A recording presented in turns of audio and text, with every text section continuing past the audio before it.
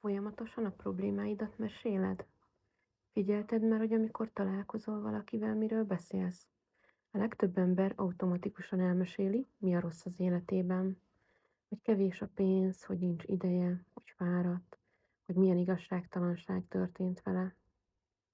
A kérdésem az, ha naponta ugyanazt a problémát meséled el újra és újra, vajon milyen energiába tartod magad? Én most egy újrahúzalozó kísérletet csinálok, és arra vagyok kíváncsi, hogy mi történik velünk, ha elkezdjük tudatosan megfigyelni ezeket a mintákat. A mai feladatod, hogy figyeld meg, hányszor kezded el mesélni a problémáidat. Nem kell elnyomni őket, csak kapd el a pillanatot. És amikor észreveszed magad, próbálj meg elmondani egy pozitív dolgot is.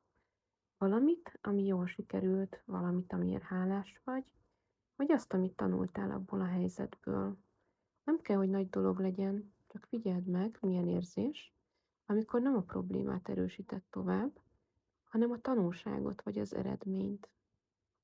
Holnap folytatjuk.